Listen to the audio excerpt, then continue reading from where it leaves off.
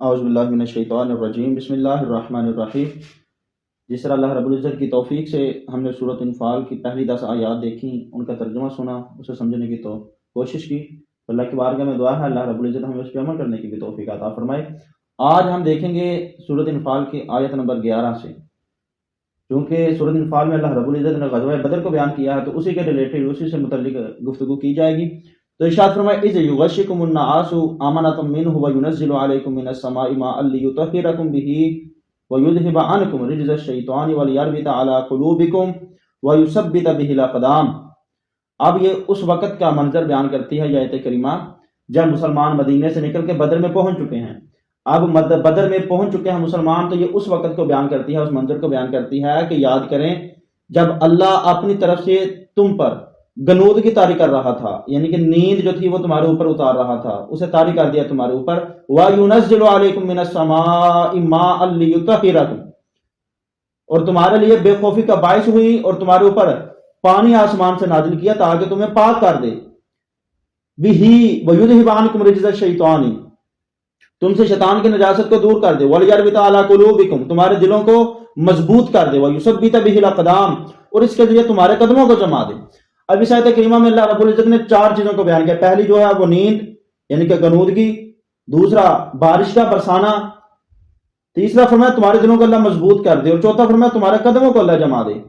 اب جب مسلمان یہ بات اپنے ذہن میں رکھیں، اس کی تمہید جو ہے وہ یہ ہے کہ جب مسلمان بدر میں پہنچے، چونکہ مسلمانوں سے پہلے ہی جو کفار مکہ تھے، مشرکین مکہ تھے، وہ بھی بدر میں پہنچ چکے تھے۔ ایک کنارے پر یہ تھے، دوسرے کنارے پر وہ دوسرے مشرکین مکہ تھے۔ تو اب انہوں نے وہاں پہ پڑاؤ کیا جہاں پہ پانی بھی تھا، جہاں پہ زمین بھی سخت تھی، چٹیل میدان تھا۔ تو مسلمانوں کے حصے میں وہ جگہ آئی جہاں پر پانی بھی موجود نہیں تھا اور وہاں پر ریتلی زمین تھی، چلنے پھرنے میں بھی دشواری ہوتی تھی۔ اور تیسری بات یہ بات یاد رکھیں، جب مدینے سے ہمارے ہاں بھی اگر آپ کوئی سفر کرنے کے لیے کہیں دور سفر کرتا ہے تو جب وہ واپس آتا ہے یا اپنی منزل کے اوپر پہنچتا ہے تو پھر وہ اس طرح فریش یا اس طرح اس کی وہ کنڈیشن اور طبیعت نہیں ہوتی جس طرح ایک عام بندے کی آرام کے وقت میں ہوتی ہے۔ ظاہری بات ہے وہ انسان ہے، اس کے اوپر تھکاوٹ کے اثار بھی ہوں گے، سفر کے اثار بھی ہوں گے، جو راستے میں دشواریاں وہ بھی ہوں گی، تو وہ جسم میں وہ سکت نہیں رہتی۔ تو ہمارے ہاں تو اب جو سفر ہے وہ محفوظ ہے، گاڑی کے ذریعے سفر کیا جاتا ہے، لیکن اس وقت جو سفر تھا وہ سفر جانوروں کے ذریعے اس سے بھی مشکل تھا، جانوروں کے اوپر سواری کر کے جانا۔ بلکہ اگر اپنے جانور کے اوپر بیٹھتے پھر تو کوئی اور ہی بات تھی۔ یہاں پر جو سفر کیا گیا تھا وہ ایک آدمی بلکہ ایک جانور 3 آدمیوں کے حصے میں آیا تھا۔ حضرت ابو لبابہ رضی اللہ تعالیٰ عنہ، حضرت علی المرتضیٰ اور نبی کریم صلی اللہ علیہ وآلہ وسلم، 3 آدمیوں کے حصے میں ایک اونٹ آیا تھا، ایک اپنی باری میں۔ اب تینوں میں رستے میں یہ طے کیا تھا کہ یہاں سے یہاں تک فلاں بیٹھے گا، یہاں سے یہاں تک فلاں بیٹھے گا، یہاں سے یہاں تک فلاں بیٹھے گا، باقی جو 2 ہوں گے وہ پیدل چلیں گے۔ تو حضرت ابو لبابہ حضرت علی المرتضیٰ نے عرض کی یا رسول اللہ آپ بیٹھیں، ہم پیدل چلیں گے۔ تو حضور نے فرمایا تم میری نسبت مجھ سے زیادہ نہیں چلنے والے، مجھے بھی اتنی ثواب کی ضرورت ہے، اجر کی ضرورت ہے جتنی کہ تمہیں ضرورت ہے۔ تو اب یہاں پہ مسلمان پیدل چل کے بدر میں پہنچے ہیں۔ کوئی سواری کے اوپر کسی نے سواری کے اوپر بھی سواری کی ہے سفر کے دوران، لیکن زیادہ جو ہے وہ پیدل بھی چلے ہیں۔ تو اللہ ارشاد فرمایا کہ اب بندہ جب سفر کر کے مسلمان وہاں پہ پہنچے ہیں تو وہاں پہ ظاہری بات ہے تھکاوٹ بھی ہے، طبیعت میں وہ آرام والی کیفیت بھی نہیں ہے، سفر کے آثار بھی ہیں، تھکاوٹ کے آثار بھی ہیں، پیاس بھی ہے، بھوک بھی ہے۔ تو اب جب آگے جاتے نہ تو پانی ملا، نہ کوئی کھانے کی چیز ملی، نہ کوئی آرام کرنے کے لیے مناسب جگہ ملی، بلکہ چلنے پھرنے کے لیے بھی مناسب جگہ نہیں ملی، تو یہ بڑا سخت معاملہ تھا مسلمانوں کے لیے۔ تو اب اللہ رب العزت نے ارشاد فرمایا یاد کریں جب پہلی چیز تمہارے تھکاوٹ کو دور کرنے کے لیے، تمہاری طبیعت کو فریش کرنے کے لیے، آرام دہ حالت میں لانے کے لیے اللہ نے تمہارے اوپر گنودگی نازل کر دی، نیند اتار دی تمہارے اوپر۔ اب ہمارے ہاں بھی دیکھے جب بندہ سفر کر کے آتا ہے تو اگر اسے 1-2 گھنٹے کی ریسٹ دے دی جائے، وہ آرام کر لے، اپنی نیند پوری کر لے، تو وہ جو سفر کے آثار ہیں وہ کم ہو جاتے ہیں، اس کی طبیعت فریش ہو جاتی ہے۔ تو یہی بات ہے مسلمانوں کے ساتھ بھی ارشاد فرمایا یاد کریں جب اللہ نے تمہارے اوپر آمنۃ منہ، تمہارے اوپر یغشکم الناس، گنودگی کو نازل کیا تاکہ تمہاری جو بے خوفی ہے، جو تمہاری طبیعت ہے وہ فریش ہو جائے۔ وَيُنَزِّلُ عَلَيْكُم مِّنَ السَّمَاءِ مَاءً لِيُطْهِرَكُم، اب دوسری جو مشکل تھی مسلمانوں کے لیے وہ یہ تھی کہ وہاں پہ پینے کے لیے پانی نہیں تھا۔ ظاہری بات ہے اب تھکاوٹ ہے، تھکاوٹ جب بندہ سفر کر کے آئے، آپ دیکھیں ہمارے ہاں سفر کیا جاتا ہے، اس کو سفر کی تھکاوٹ اتارنے کے لیے، طبیعت کو فریش کرنے کے لیے 2 ہی چیزیں ہیں، یا تو بندہ غسل کر لے، نہا لے، تو یہاں پھر بندہ اپنی نیند پوری کر لے. تو پہلی جو چیز وہ نیند ہے. تو اللہ ارشاد فرمایا ہم نے نیند کے ذریعے تمہاری طبیعت کو کچھ ٹھیک کیا. اب ظاہری بات ہے سفر کے آثار تھے, پانی کی ضرورت تھی, پینے کے لیے بھی, نہانے کے لیے بھی, وضو کے لیے بھی, جانوروں کے لیے بھی, تو پانی تو موجود نہیں تھا, میسر نہیں تھا. تو اللہ ارشاد فرمایا دوسری جو ہم نے تمہارے اوپر اپنی نعمت نازل کی وہ یہ تھی کہ ہم نے تمہارے اوپر پانی برسا دیا تاکہ تمہیں پاک کر دے, جو تمہاری تھکاوٹ سے اسے دور کر دے. اب ظاہری بات ہے کوئی صحابہ ایسے بھی تھے جنہیں غسل کی بھی ضرورت تھی, جنابت کی حالت میں تھے, تو ظاہری بات ہے تو اللہ ارشاد فرمایا شیطان کے جو وسوسے تھے اسے دور کر دے تم سے. تیسری جو چیز اللہ رب العزت نے بیان فرمائی وہ یہ ہے وَلِيَرْبِطَ عَلَىٰ قُلُوبِكُمْ, تمہارے دلوں کو مضبوط کر دے. اب ظاہری بات ہے یہاں پہ دیکھیں صحابہ کرام اب ریت کے اوپر چل رہے ہیں, پانی بھی پینے کے لیے نہیں ہے, تو ویسے بھی جسموں کے اوپر وہ تھکاوٹ کے آثار ہے. دوسرے تو مشرکین مکہ, ان کے پاس پانی بھی وافر مقدار میں ہے, ان کے پاس زمین بھی اچھی ہے. اب جب بارش آئی تو بارش کے ذریعے مسلمانوں کی جو ریتلی زمین تھی یہ تو مضبوط ہو گئی, یہ پکی زمین کی طرح ہو گئی, چلنے پھرنے کے لیے آسانی ہو گئی, ریت جو تھی وہ اپنی جگہ کے اوپر جم گئی, مضبوط ہو گئی. لیکن دوسری طرف جو پہلے چٹگل میدان تھا, جو پہلی مٹی تھی, تو وہاں پہ کیچڑ ہو گیا, تو وہ پھسلنے لگے, چلنے پھرنے کے لیے انہیں دشواری محسوس ہونے لگی.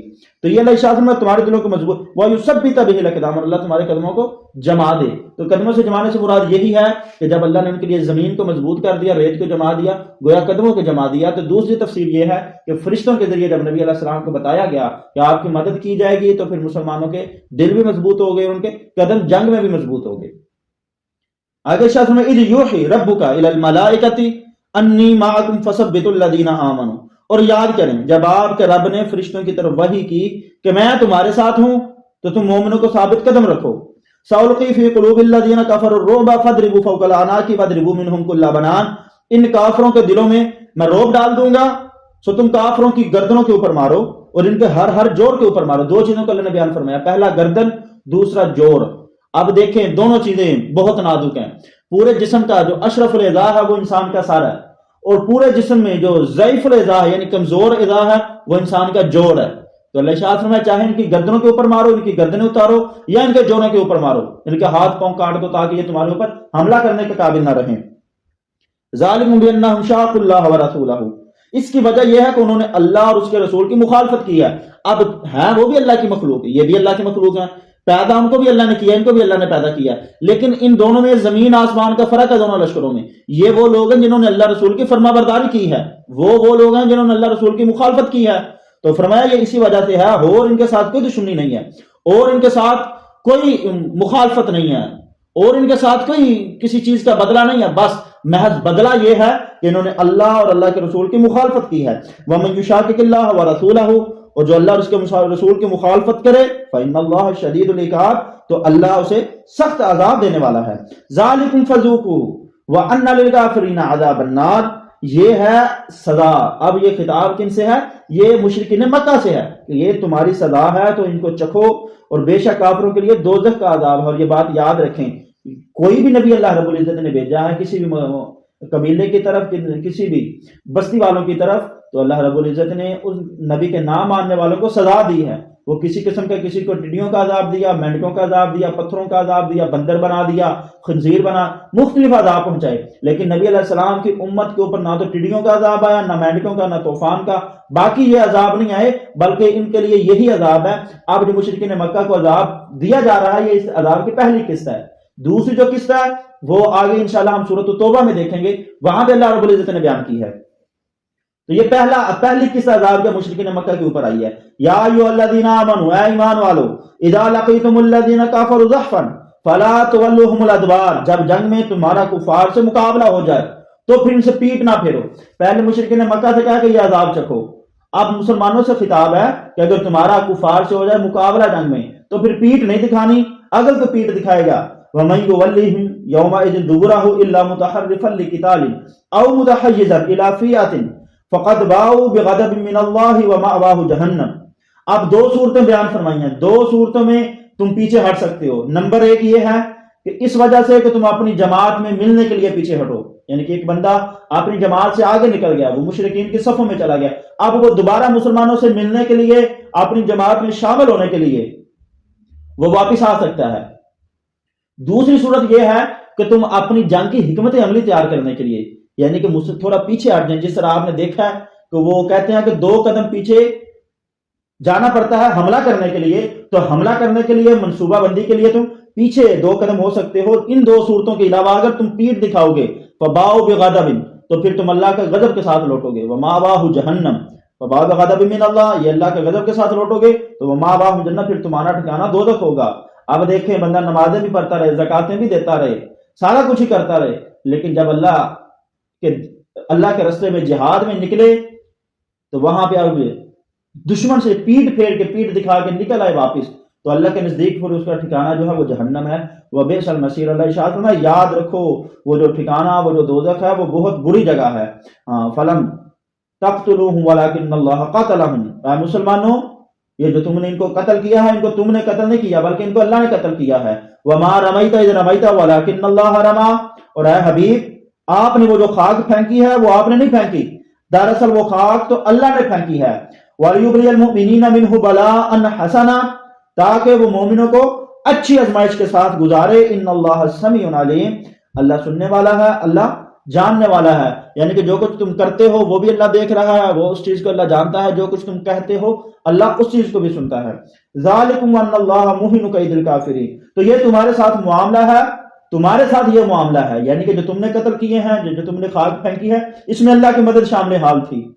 حقیقت میں اگر دیکھا جائے تو وہ خاک تو نبی علیہ السلام نے پھینکی تھی نا، قتل جو کیے تھے وہ مسلمانوں نے، لیکن یہ اللہ کی مدد کے بغیر نہیں تھا، تو اللہ فرمایا کہ یہ اللہ ہی کی طرف سے تھا، یہ جو بھی کام تم نے کیا ہے یہ اللہ کی مدد اس میں شامل حال تھی۔ تمہارے ساتھ تو یہ معاملہ ہے، اور رہے کفار تو کفار کی چالوں کو اللہ نے کمزور کر دیا، ان کی چالوں کو اللہ کمزور کرنے والا ہے۔ ان تستفتحوا فقد جاءکم الفتح، آپ ان کافروں سے کہیں، اب حضور کے ذریعے ان کافروں سے یہ خطاب ہے، ان تستفتحوا فقد جاءکم الفتح، اگر تم فیصلہ چاہتے تھے تو لو فیصلہ تمہارے سامنے ہے، تم یہی کہتے ہوئے مکہ سے نکلے تھے نا کہ آج فیصلہ ہو جائے گا۔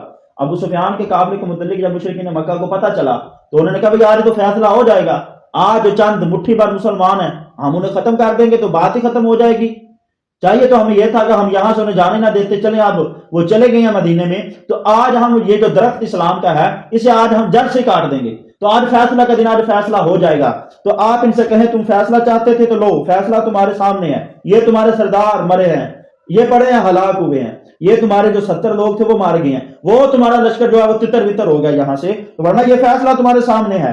وَإِن تَنْتَهُوا فَهُوَ خَيْرٌ لَكُمْ، تو اگر تو تم اپنے کفر اور شرک سے باز آ جاؤ تو یہ تمہارے لیے بہتر ہے۔ وَإِن تَعُودُوا نَعُودْ، اور اگر پھر تم یہی حرکت کرو گے تو پھر یاد رکھو ہم تمہیں دوبارہ سزا دیں گے۔ وَلَن تُغْنِيَ عَنْهُمْ فِئَتُكُمْ شَيْئًا وَلَوْ كَثُرَتْ، اور خواہ اس کی پرواہ نہیں ہے تمہارا گروہ کتنا بھی بڑا ہو تمہیں کوئی فائدہ نہیں پہنچا سکے گا۔ اب دیکھیں یہاں پہ 313 کا ایک لشکر ہے، سامنے 1000 کا لشکر ہے، ان کے بندے بھی ان کے مقابلے میں نہیں ہیں، ان جیسی کثرت نہیں ہے، ہتھیار بھی ان جیسے نہیں ہیں، گھوڑے اور اونٹ بھی ان جیسے نہیں ہیں، جوش اور جذبہ، جس طرح وہاں پہ عورتیں خواتین وہ گانے گاتی تھیں، ان کے جوش اور جذبے کو ابارتی تھیں، یہاں پہ وہ معاملہ نہیں تھا۔ تو اللہ ارشاد فرمایا کہ چاہے تمہاری کثرت جتنی مرضی زیادہ ہو وہ تمہارے کام نہیں آ سکے گی، اس کی وجہ یہ ہے کہ وَأَنَّ اللَّهَ مَعَ الْمُؤْمِنِينَ، چونکہ اللہ مومنوں کے ساتھ ہے، اللہ ایمان والوں کا مددگار ہے، اسی وجہ سے ساری دنیا بھی تم لے آؤ ان کے مقابلے میں تو اللہ کا تم مقابلہ نہیں کر سکتے۔ اسی چیز کو سورۃ التوبہ میں بھی بیان کیا گیا ہے کہ تم لوگ اللہ کو عاجز نہیں کر سکتے۔ اب وہ تو فتح مکہ کے جو منظر بیان کیے گئے اس میں ارشاد فرمایا ہے، بہرحال یہی بات ہے کہ اللہ کو کوئی چیز بھی عاجز نہیں کر سکتی۔ یہ چند آیات تھیں سورۃ انفال کی، تو اللہ رب العزت کی بارگاہ میں دعا ہے اللہ پاک عمل کی توفیق عطا فرمائے، ہمیں قرآن کی سمجھ بوجھ عطا